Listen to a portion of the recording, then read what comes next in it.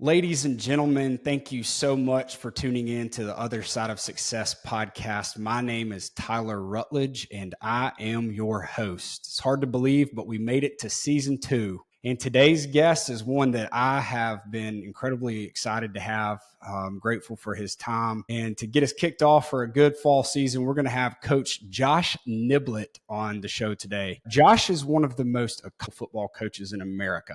He's a former Alabama national champion and the architect of Hoover High School's football dynasty. He's now building a powerhouse at Gainesville High School in Georgia. Known for his intensity, discipline, and deep-rooted faith, Coach Niblett develops young men on and off the field. Coach, welcome to the show. Tyler, thanks for having me, brother. I know you and I have been trying to play a little bit of phone tag and schedule making, but I think we finally got it nailed down. So I'm excited to be on with you. Man, we did. And I know in your profession, time is of the essence, and you got to be very disciplined in that. And we're going to get into a little bit of that today, but I know you're a very disciplined person with not only your coaching and the business side of things, but also your personal life, your faith walk, and then obviously being a very in-tune father and husband, which, quite frankly, those come first, right? So, Coach, before we get into where we are right now in life, as we think about the show here, is the other side of success. This is the part that nobody sees. And so we always take it to the beginning and kind of build it up to where we are now, because that's what people want to know about. What was life like growing up for you? Well, I tell people all the time, I had both my parents, still have both my parents. And my dad was a high school football coach. My mom was a secretary at the school he coached at. Then she was an insurance CSR for a little while and had different secretarial jobs. But my dad was an administrator and a head football coach. When I played in high school, heck, he was a head football, baseball, and basketball coach. I went to a small private school growing up, but my dad and my mom both, had us in church every Sunday. I was spiritually fed, but at the same time allowed to make my own choice of, what I felt like spiritually I needed to be. And my parents were great examples of that. So growing up, I was a competitor. I have an older brother and a younger sister. My older brother was kind of my hero growing up because I wanted to be like him and I wanted to beat him in everything that I could beat him in. I can remember the first basketball game I beat him in. Him and I got to play together. He was a senior when I was a freshman, but I got to play receiver for him when he played quarterback. And that's great. So, growing up, always around a ball field, growing up around the school, because in the summer, that's where we worked. So there needed to be weed eating or painting or grass cutting. We did it all. But, we grew up in a way that I would never take that for granted. I kind of feel sorry for kids today a little bit just because they didn't get to grow up like me and my brother got to grow up. But, we might go fishing one day, may go play golf the next day, may go play wiffle ball the next day. Then we play basketball, then football. So there was always something going on. We were never in the house.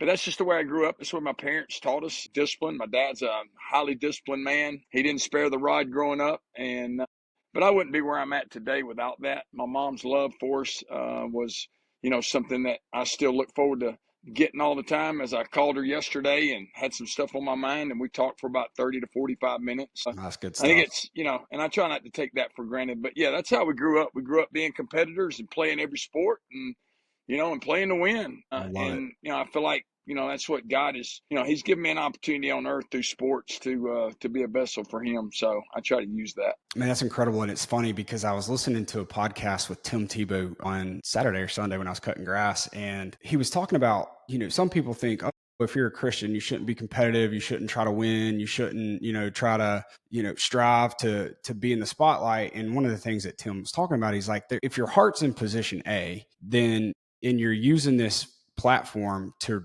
lead others to Christ, then why would you not want to be the best you could possibly be in your profession or on the field and things like that? And I was like, man, what a good perspective. Because I do think sometimes folks try to put like a brick on Christians and say, hey, like, we got to be a certain kind of way. And I don't agree with that concept. Yeah. And I tell you this, I heard a long time ago, listen to a guy speak that he was a coach at Alabama for a while and actually coached there when I was playing there in the mid-90s.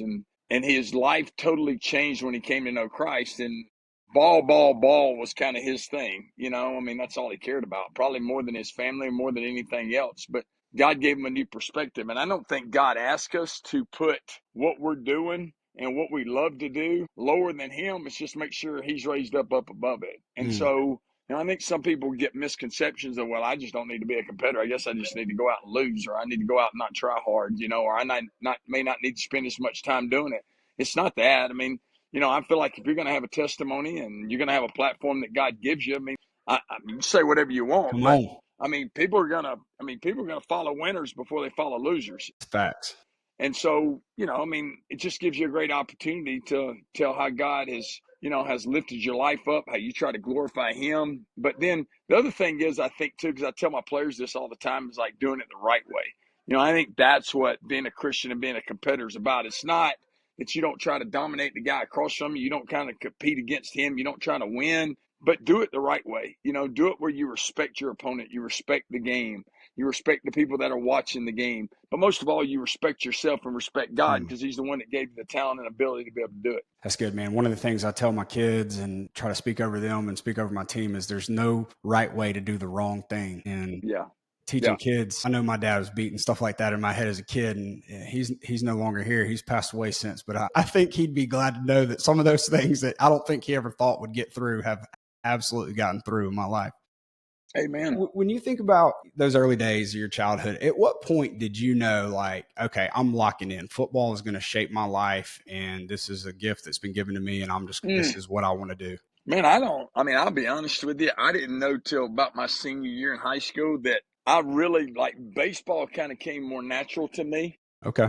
And I was a guy that had a really live arm. So, if you're a guy in high school that can hit lower 90s, then you're going to have an opportunity to get looked at. And so, I was kind of a hit for power guy. So baseball was kind of one of those deals where I played it all the way up. I mean, we didn't have travel ball back when I was playing, but you did have, I guess you'd say when I was probably about a sophomore, junior, you could go around and play a little bit, but it wasn't like playing every Saturday or Sunday.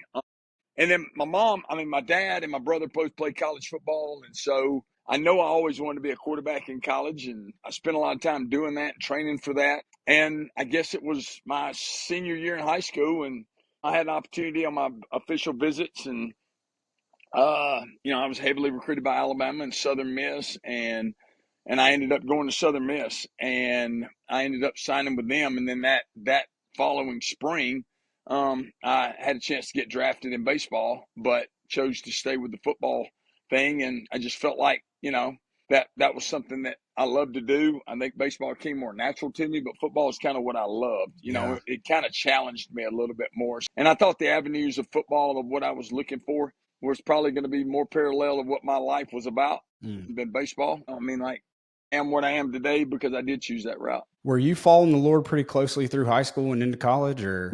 When I was a freshman in high school, I can remember, look, everybody listening to this podcast has probably done this. They probably prayed the prayer of salvation about 15 to 20 times. Ain't no doubt. Hey, anytime you had any doubt, buddy, you just want to make sure, Still will. And what's crazy is in high school, I was very spiritual in high school. I wasn't perfect by no means, but, my dad didn't handle the team meetings. Like, I ran the team meetings. I did the devotionals. Okay. As the leader. And then when I got to college, I was the FCA president at Southern Miss. I was highly involved with the FCA at Alabama. I started when I was coaching in Jacksonville State University. I started a Bible study that I still do to this day that's been going for 28 years, Men of Will Bible Studies. And but on November the 1st, 1998 at 11:22 in the morning at Hillcrest Baptist Church in Sachs, Alabama, I knew something changed in my life. And maybe I was saved before, but I know I was saved on that day, that something changed. And I don't know if it wasn't that I wasn't saved before, because I'm not going to lie to you. When I was growing up, I struggled with once saved, always saved. Like, I struggled with that. I struggled with, hey, if I backslide or I make a bad decision, because I grew up, you probably hear that helicopter behind me, but when I grew up, I tell people this, like, when you witness to people, like, you really kind of got to know where their relationship is with their father, their biological father. Because most of them see the father in heaven like they see their biological father. So my dad was a disciplinarian, and I was scared of my dad. I was fearful of my dad. And so there in turn, I thought God would kind of, if I did something wrong, I was going to be disciplined for it, or so I was kind of expecting something. So I didn't want to do things wrong. But then, when I read the scripture of, if you confess with your mouth and believe in your heart that Jesus Christ died on the cross for your sins and was raised on the third day, it says you shall be saved. It doesn't say you shall be saved, lose it, got to pray it again, because I promise you, if you had to do that, it would be in the scriptures, because all scriptures God breathed. And Jesus Christ died on the cross for us one time. And I think that's something that I took lightly when I was younger, but didn't take lightly when I understood it. So. Yeah, man, that's, whew, I received that. Preach, coach. So I know a little bit about your story. You go to Southern Miss. I think you lost a coach and then decided that you were going to head over to the old University of Alabama and play under I know everybody's favorite coach is Nick Saban, but as a child, my favorite coach was Gene Stallings. And the reason being is I just always thought that it was so neat seeing his son, John Mark, run out on that field with him, right? And when I was growing up, we weren't really exposed a whole lot to special needs kids because I think they just had different programs and whatnot. But I just always remember my grandmother and my dad being like, man, this is, coach's son. And I just thought that was so cool. So I always just loved Gene Stallings. So what was it like transitioning from Southern Miss to come into the greatest football program in the history of college football and playing under Coach Stallings and then going on to win a daggum national championship? Well, I think the biggest thing for me was I was always an Alabama fan, right? I mean, but, when you're growing up, you're amongst a million boys that dream of going to play at the University of Alabama. And I can remember being in like the 8th grade or 9th grade, and a guy walking up to me in my school, a little small school, and he says, "You know what? You're going to play at Alabama one day." And I'm like, "Man, you're crazy." I'm in the 8th grade now. It's like, I want to be between me and another guy. And I think that was the neat thing for me was I decided I was going to go to Southern Miss just because the guy that was recruiting they were recruiting with, and they had offered him, and they offered him the week before my official visit to Alabama. So right. That weekend I was at Southern Miss. And so I went to Southern Miss. I was excited. The problem was I ran the run and shoot in high school, and we threw it, about every down. And Brett Favre had just graduated from Southern Miss. So I'm like, wow, this is going to be awesome. They're going to air it out. It's going to be great. And the first day I get in there, they're running triple option. And nobody told me that. And so, I come in there, I'm trying to learn triple option steps.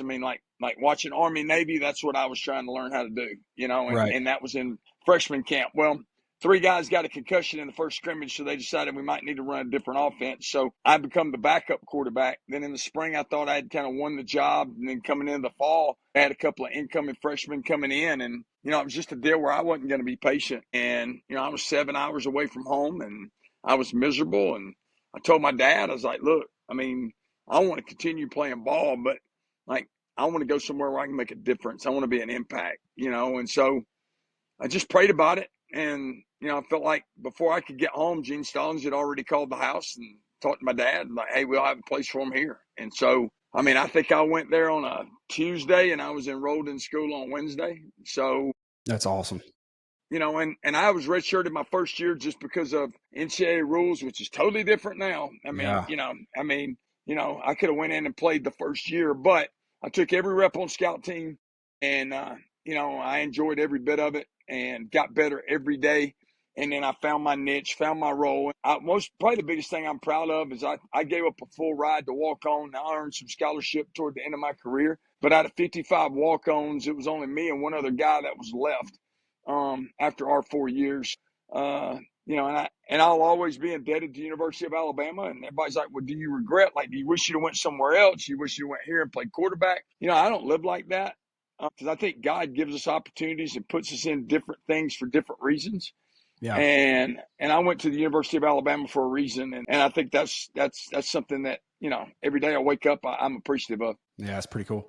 Do you have any, was there ever anything that Coach Stallings, instilled into you that you still use, coaching concept or just character? Yeah, I just think there was a toughness, right? I think, people used to make fun of him because it was, it was almost like we punted on the first or running on the first 2 downs, throw it on the 3rd down, then punt, and then play good defense, but people didn't understand we wanted to be a physical offense, and he wanted to be a physical because he was a defensive coach. So when you're a defensive coach, offensively, you just want to make sure, hey, take care of the ball, right?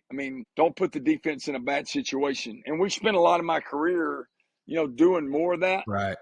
But I think he got to where he kind of opened up a little bit more. Yeah. One thing I always remember is like and I don't do this with my guys, but he never called you by your name because, he worked for Tom Landry with the Cowboys. And so, in the pros, you only call people by their numbers, Yeah. Okay. So I knew he knew my name, all right, but he only called me 16. I mean, that's just what he did with everybody. It didn't matter what player you were or whatever. And That's I just funny. thought, from a professional standpoint, like nobody does that anymore. That's funny. But yeah, and just watch him with John Mark. I mean, I think that was another thing, just, in the facility. And, if I ever needed to talk to coach and, I talked to him and, knock on the door and he'd meet with you. It wasn't like, just, I don't have time today. And I respect that because, he was a man of God and a man that wanted to lead his family and loved his family. And I'll always be appreciative of that. Well, yeah, thanks for sharing a little bit about those years.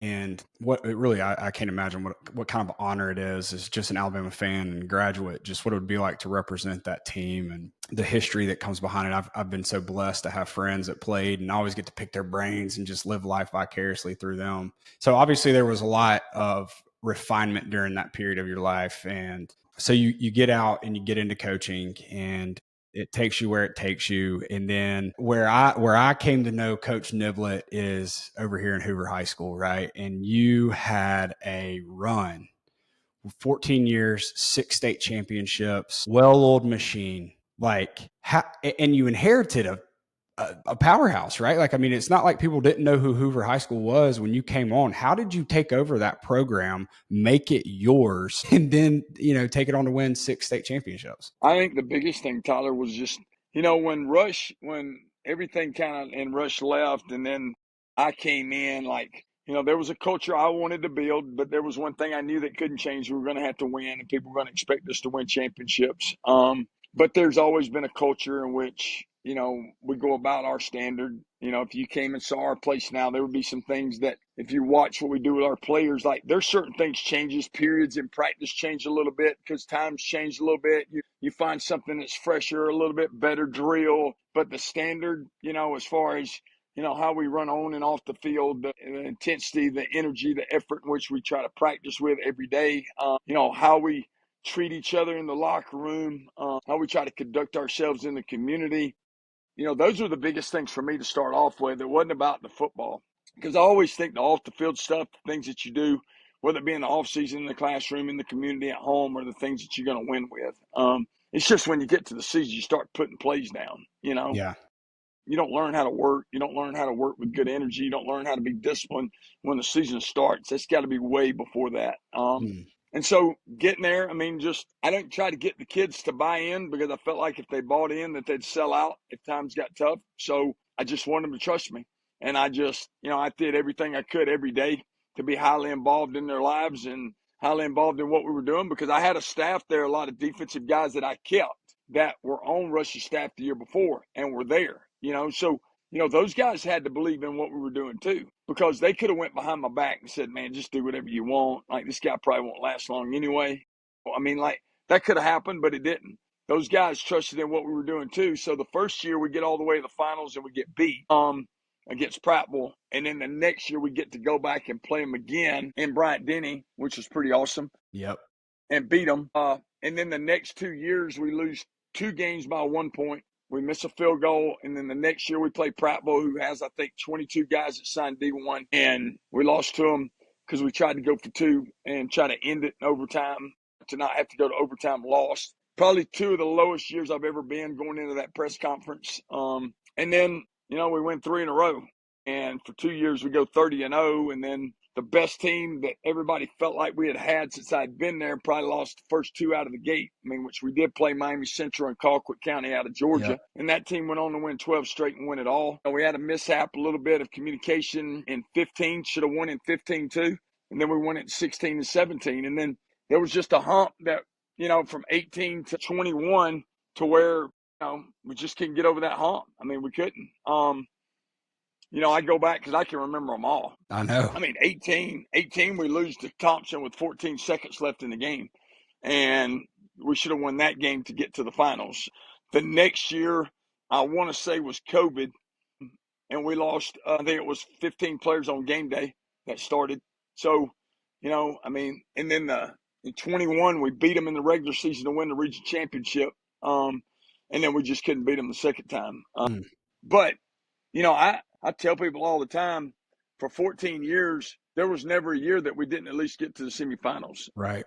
And so, that's an expectation. That's a standard. I think everybody in our building realized that. And then there were people outside the building that supported that. Man, during that stretch of your life, like, how did you balance pressure, faith, family, the pull of a community? I mean, like, there is you're more important than the mayor. Let's be honest, when you're the head coach at Hoover. Yeah, I think my whole life, I have probably put more pressure on myself than anybody. I live with a high level of anxiety and stress just because that's just who I am. That's what gives me my edge. I don't apologize for it. I do pray to God about it a lot, though, because, come on.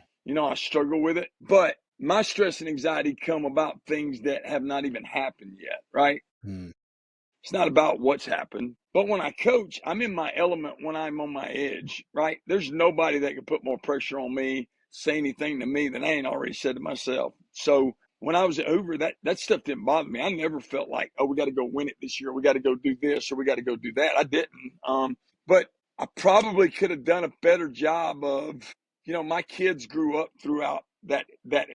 Mm-hmm. Shaw was like in the second grade, I think, when we got to Hoover. Harper was about to start kindergarten. Sky, was probably like 3 years old.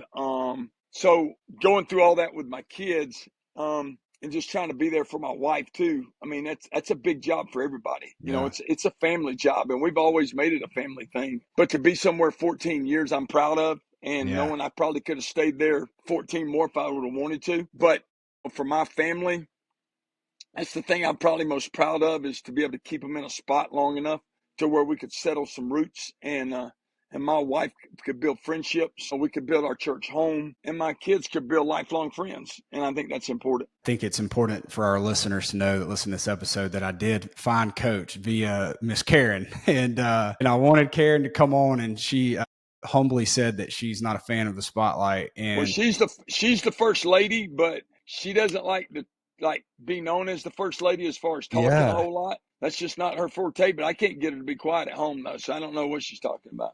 Well, I've always just been fascinated by the coaching lifestyle and the mindset, and realizing that it is a family operation. I remember my wife and I, we still attend marriage counseling every couple of weeks. And one of the things that we were talking about when I launched this podcast that our therapist, Malia, was telling me is, she's like, one of the most important things when you're starting a new venture is to bring your family along and make sure that your family's in line with the decisions that you make. And selfishly, I did not do that when I launched this show, and we've rebounded from that. But I see the importance of that. And I hear guys like you talk about that, and it makes total sense, right? Because it's your family is a reflection of you, right? And if we're out here just making rogue decisions without talking to God first, and then obviously our spouse, then I think that we know how that ends, and it's not typically pretty. Well, I think too, like for me, it's always been football, family, and my faith, but not in that order. I wake up every day, it's all about my faith,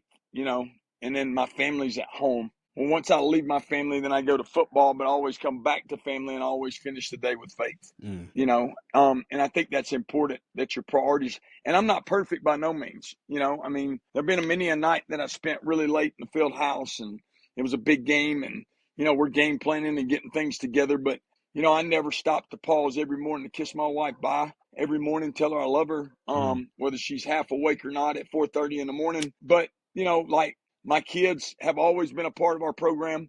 Getting to coach my boys was awesome, but having my boys be ball boys, on the sideline, always on the bus with me, just always involved with everything we did. And, Harper was an athlete playing, college softball. But yeah, and she used to help me in warm-ups, warming up the kids with tossing the ball to me. And so I won't ever, I wish I had more of those memories. Like, I wish I would have appreciated that time more with my kids, but now they're all back home. Harper's going to be teaching in our school system this year. Shaw's on my staff. Okay.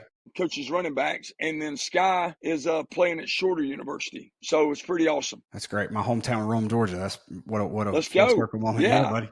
Man, I think that's just so incredible. I was listening to your podcast, Chasing Best, which I hope you find some more time to record episodes because it's just such fruitful stuff. I think about you, I just think about the fruit that you're putting out, not just with your family, but also your team members. But one of the things you were talking about that, and I know that you have anxious thoughts. I have anxious thoughts, dealt with that my whole life. Agree. I think it's my superpower, and it can be a handicap at sometimes if I allow it to get out of control. But you were talking about, and I'm curious, I want you to elaborate on this a little bit. In that podcast episode, you were talking about your drive time. That time in the mornings, I think, is what you were talking about when you really can do that. That is my time when I feel like the Lord speaks to me for whatever reason between my commute to Hoover and to my office in the Narrows in the mornings, about 28 minutes, about 35 in the afternoons. And like in that almost hour is like the most constructive time with Jesus other than my Bible time. Is that what it's like for you? Yeah, it is. I mean, as soon as my tires hit out of the driveway, I mean, that's when I start my prayer time. And, I probably repeat a lot of stuff from day to day. But, and then sometimes I'm like, should I have repeated that again? Or should I try something, like say something else? I mean, and I just try to talk to God. I mean, like, my biggest thing is just, being thankful for what God's blessed me with to wake up the next day. I mean, being thankful for my salvation. Yeah. Thankful for my family, my health, my job. And then, all the things that I'm thankful for him, because there's two important things that really three important things that I pray about. Number one is I always thank God for what he's done, what he's going to do, and what he's doing right now. All right. So, I mean, I'm always thanking him for the past, no matter what's happened in the past. I'm thanking him for the future, although I don't know how far that takes me. And then I thank him for the right now. And I think one thing that's also important is I pray every morning that God will bring the right people into my life, take out the wrong people, open the right doors and close the wrong ones. Wow. And I pray that every morning. And there's been so many times where somebody's kind of been like, well, you know what? I'm done with you, man. I'm gonna go my own way, and I think to myself, well, God, maybe that's one of those people that you said, hey, he doesn't need to be in your life. I don't know. And then the last thing is I pray, I soak my family in prayer. I mean, I soak him in prayer. I'm going to pray for my wife. I'm going to pray for their relationship with God. They glorify God. I'm going to pray for their safety. I'm going to pray for, people might think this is wrong, but like I pray for my kids, their organs or genitals. I pray for everything, that nothing's violated, nothing's used wrong, Amen. And I used to, and look, I prayed that over my children when I took them to school, when they were in elementary school and middle school, because I think it's important that you pray over your kids. And I pray over their husbands and their wives. Like, God, I pray you'll put the right person in their life. Yeah. And so that's my morning commute, I love it. And I love it. There's only, my other time is when I'm walking in the afternoons or running. Like, that's my best time to think, when my thoughts get right, to where I can get on my phone notes and just, I'm running and putting stuff in and things come to mind. I'll listen to podcasts. But yeah, I think you have to have a time where it's just you and God. I do. And I'm not one of those guys that goes and sits in a closet. That's not me, but I'll have breath prayers throughout the day. Yeah. I think that's incredible. This morning, tight schedule day, had multiple appointments this morning, weren't able to get like my actual structured gym time. So I always try to make time for a walk. I was very intentional with my prayers while I was walking, just talking to God, expressing some serious frustrations that I had, feeling like he was distant and, not really understanding my path. And I literally said, God, I feel like I'm tired of being an Israelite wandering in the wilderness. Would you just show me yourself today? And I kid you not, I called my wife. I had 2 prayers answered today. And I was like, man, like sometimes I have a hard time getting still, but that walk and just talking to God, and then the way that he just sometimes comes through is just like, whoo, gives me the heebie jeebies, man. And I love it. That's awesome. That is awesome. Let's get to where we are right now, Coach. And I think that's, we get you at Hoover, and all of a sudden now it's like Coach is going, press conference was emotional. Obviously could tell that you loved Hoover, and that being a man of faith, I know that you're not chasing dollar signs and in status and clout, that it's got to be a calling for you to pick your family up and move them after you've poured so much into the community of Hoover. What called you to Georgia? Oh, man. My AD, Andy Urban, and I are best friends. Andy was the AD at Hoover, who's now the AD at Mountain Brook. Andy and I were best friends, and we had already talked about, hey, when it gets to that time, what are you going to do? Mm-hmm. Like, what do you want to do when it's time to retire? And so for me, it was close to that time. I had 278 sick days built up. So I had like 19 months that I could retire early. Mm. And I wasn't looking by no means. But I remember Andy coming in one day and going, "Hey, you see what they're doing at Gainesville High School?" And I was like, "Gainesville, Florida?" He's like, "No, Gainesville, Georgia." And I'm like, "Well, the only Gainesville, Georgia I know is I did a quarterback receiver camp there one time when I was coaching it." And so that's the only way I knew Gainesville. I mean, I rode in to Riverside Military School and I rode out, right? Mm-hmm. But I kind of went online and just looked at it and I thought, yeah, it's pretty cool. They got resources and they're putting in some new facilities. And it was a pretty cool deal that they were doing. Mm-hmm. And then he kind of came back to me and said, "Hey, I just, I don't think they're, serious about pay, and I don't think they're serious about salary and this, that, and the other." But I was like, "Look, man, I'm good, man. I'm good." I was like, so that night, the AD from Gainesville called me, and I was like, "Look, man, I appreciate you calling, but I'm not interested." So the next day, he's like, "Can you just come see it? Because we would even like to just pick your brain, even if this is not something you want to do, of how we can make our program better." And I turned it down. I turned it down like twice. And I don't know. And then it got to a point to where I kept praying about it. And then I called my mom. And that's the one person I talk to when I'm struggling. And I just didn't know if it was the devil or if it was the Mm. Lord trying to bless Yeah. me or the Come devil on. trying to trick me. Yeah. And, my mom just kind of felt like she's like, "Hey, I think the Lord's trying to bless you." Now, this is going from a woman that's 100 miles from, her children. I mean, 60 miles from her children and grandchildren because she lives in Montgomery, to somebody that's going to be almost 3 hours away in another time zone and telling me that I think God's trying to bless you. And she could have easily told me the opposite. Yeah. And I still was struggling with it. But then Sky, my youngest boy, was a sophomore, and he came in the room and he's like, "Dad, I love it here, but let's go. Like, let's go. That's Like, awesome. if this is what you want to do, let's go." And I needed a shot in the arm, I think. I was turning 50, and it wasn't that I felt like I didn't matter anymore, but, I mean, I don't know. Just sometimes I feel like you need something fresh. And Coach, I think a lot of that too is you talk about our common bond with anxiety. Like sometimes if you're in the same spot too long and you start to feel dull, it screams at you, right? And yeah, I'm with Mama on this one. I think the Lord was trying to bless you, brother. Well, when I got here and I met with the kids, I mean, you just saw it in their face, man. I've never seen as many sad kids as and people don't understand, like, our demographics are different here. Like, we're 70% Hispanic in the school. So, when you're 70% Hispanic, that means about 15% of the population is boys, like, that may play sports. So when I first got here, we only had like 60 players, 9 through 12. But I'm telling you, it's the toughest players I've ever coached, the toughest ever. And they were so hungry to learn, highly emotional. They'd as soon fight you and look at you.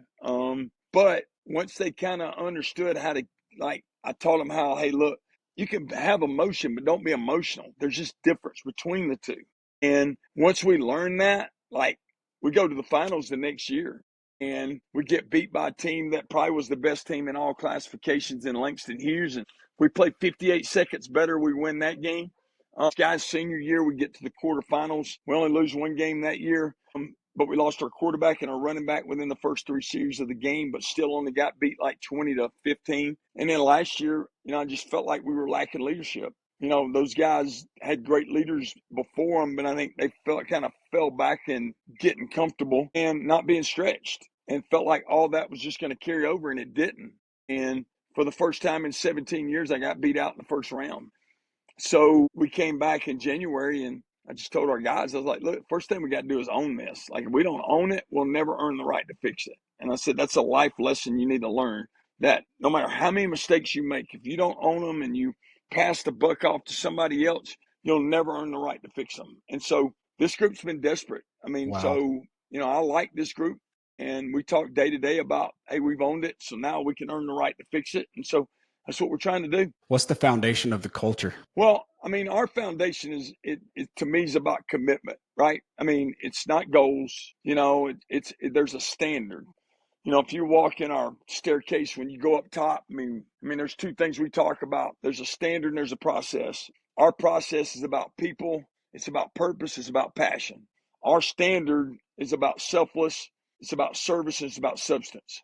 Mm. And when you talk about those things in our program, everybody has goals, right? I mean, even losers have goals. I mean, the worst players ever had goals. Nobody wakes up and goes, I just want to be terrible today. But everybody has goals. And one thing I did with our players at the start of the summer, I got them to write 3 goals down, and, if it was a receiver, I want 100 catches, whatever, right? And then you got D lineman, I want 15 sacks or whatever. So I told them to take the piece of paper out and rip it up and throw it away, Mm. and the kids are like, you can look at them, they're like, I like my goals, I said, okay. But here's what I want you to understand. Your goals are awesome, but your commitments are greater. So what is your commitment to that goal? So if you tell me you want to catch 100 balls at the end, what is that going to look like on a commitment basis every day? Mm. Because the goal don't matter. It's the commitment that matters, right? And so if it's, hey, I'm going to catch 100 balls every day after practice, right? Okay, well, if that's your commitment, I'm not saying you're going to get your goal, but you're going to have a better chance of getting it with that commitment than you would if you didn't do it, right? And Yeah. then the standard for us, the standard is what are we doing within the commitment that makes it different than anybody else could possibly do it. Everybody talks about winning. Everybody wants to win a state championship. He's 0-0 right now, and everybody's on cloud 9. We're going to win it. We're going to go get it. And I told our guys that we got to be different. Like, everybody has a goal to win a state championship in this state, but how committed are everybody in this state to win one? And then what's the standard they're going to go on a day-to-day basis that's going to make them carry out their commitment? Yeah. I mean, that to me is that's the basis of our, and truthfully, Tyler, win. Like, what does win mean to you? We got to choose our word today. So today the kids got to choose their one word. So they get to choose one word for the season that describes them, right? That's going to motivate them. It's going to give them purpose. It's going to give them plan. We got guys that, one guy was like dependable. He's like, all right, well, tell me why it's dependable. Well, because I want to be dependable. I need to be dependable for everybody in this room, right? So we got all of our guys that gave their words, all right? Then I said, okay, it's time for the team word. And so we sit there, and one guy said, hey, I think one ought to be it, or I think team. Somebody said relentless, resilient, this, that, and the other. And I'm like, well, I like the one, but one kid in the group was like, because I don't like one, like, because there's more than just one of us in here. And he was looking at it from that perspective, right? Because that's the way we look at it in this world, okay? Mm. And then one of the tight ends goes, Coach, I got it. Like, we want to be one. Well, let's be win, but Mm. let's change the O to a one. I mean, change the I to a one. So the Mm. one's within the win. Yeah. And I mean, I could have dropped the marker and like, hey, let's go to practice. I mean, Yeah. it was awesome, There's gonna be a good graphic coming out with that for the season for you guys. Yeah, for sure. I mean, I think it's amazing, right? I've got a new employee, and he wants to be his own employer one day and run a business. And one of the things I told him, I said, man, you got to get a vision board together. You've got 3 years is what you're telling me that you want to do this in, and you need to have something that you can see every single day that you're committed to, that's going to help you achieve this goal. Right. I was like, because I can coach you, I can teach you some things, but it's going to, at the end of the day, it's going to be your intangibles that get you to the job that you want. It's going to be the things that I can't coach, like your work ethic, your desire, are you being disciplined, right? Like, I can help with those things, but like at the end of the day, like, I only have so much control. And so that's kind of one of the things that I wanted to touch on briefly is, how are you in today's world? And if I'm understanding correctly, NIL has trickled into high school in a way. In today's world, how do you teach these kids to become men, or at least take the step to become a man? Well, I just think you got to do it every day. Probably say 70% of our kids come from one parent homes. Mm. So, there's a lot of them, they don't have a father involved in their life, or not until later on in their life, and then they reconnect with them. And I don't try to replace fathers, because I think sometimes fathers make him resent the fact that I'm trying to take their place. I'm not. I'm just trying to be an added value, an added resource. But I think you got to teach it to them every day. I mean, I think every moment of every day is a teachable moment, right? It's like, how do you treat women with respect? I mean, we talk about that. How do you respect yourself? Like, how do you respect others? Even though you want to say something, even though hey, I would probably be in the right if I did this, but don't do it, right? Mm-hmm. And I think another thing is like, when I'm thinking about growing our men, like, we try to be an example for them. I'm going to hire good men on our staff. And that's the first thing I tell them is like, look, I can't tell you what you got to believe, but you need to know who you're working for, what he believes in. And then know that we're going to have good men in this program. I'm not a cusser. I'm not a profanity guy. I'm not going to say you'd never hear a cuss word in our program, but that's not our standard. Like, that's not what we believe in. I think the biggest thing too, like when you're teaching guys in this day and time, it's not about success all the time, right? It's about, how do I learn from my failures? Because kids today, they don't have enough. They don't get to see enough like true adversity. Phones a lot. I remember we never had phones, so like your adversity was, how do you get in touch with somebody? How do you go to the library when I don't have time to get an encyclopedia? Right now, you can just go on your phone and do it. Like, so they don't have any adversity. They got everything at their hand, right? If they need entertainment, they just play the game, NCAA 26. Like, they got what they need. And I think, and if they want to be liked and they want to be respected, they just go on TikTok, put something on there and get likes, So we try to teach our guys, like real men, they put their phones down and they take notes. And so I buy our guys a journal every year, a personalized journal. And so every day in our mindset meetings, they're taking notes. And I just told them, I was like, look, this is something that's going to make you a grown man one day. And I think that's probably been one of the neatest things that we do with our guys. And we do teach them about hey, man, that's what a man does. Hey, that's what a man does. Hey, this is how a man handles it, right? And we tell our guys, we want you to come in here a dude, but we want you to leave here a man. And I think when you talk to them about that on a day-to-day basis, it starts sinking in. I mean, it does. Sometimes they're too young. They don't understand, but they're never young enough to hear it. How do you deal with the pressure of, I assume a lot of these kids, I know you were talking about you're not trying to be their dads, but I know that there's got to be a lot of your players that look up to you as a significant role model and probably look at you like a dad, Josh. And there's pressure that comes with that, right? Because you have your own you know what? actual blood. How do you deal with that? I take a lot of responsibility in that. Like I've been doing that. I felt like God's allowed me to be able to be that for kids since Aniana. That's awesome. I got a guy like Drew Jackson, who is the cattleman at the Big Oak Ranch, and just got back from, going to seeing him and his wife Sissy and riding horses with them and taking our coaches for a coaches retreat there. But he came and saw me first on Father's Day weekend. He's like, I want to spend it with you, So I have texts all the time from players like, Happy Father's Day, Coach, and you've always been that for me. But I've always seen it as an opportunity. I tell our guys I love them before they leave every day. They come by and tell me they love me before they leave every day. And you know what? That might be the only time they're going to get that. Amen. So I got to make sure I'm providing that for them. But I don't see it as pressure. I really don't. Because I always tell people, you either see life as pressure, or you see it as pleasure. And I see my life of what I get to do with those kids as a pleasure. Golly, Coach. That's good stuff. I'm glad you saved that for the end of the show so I can tell my listeners, make sure they listen all the way through. Because I tell you what, life is a pleasure. And if you're walking in the Lord's will, what a even greater pleasure, right? My goodness. And well, the problem though, Tyler, I think a lot of us have the word pleasure and we get it wrong. Like, to me, it's a pleasure. Like, it's a pleasure to be on your show today. Yeah. I don't have to be on your show. I get to be on your show. And so, like, that means a lot to me. That's what pleasure is. Yeah. Pleasure is not getting what you want to do. Right. Pleasure is doing something in a way to make people feel good about what they're doing.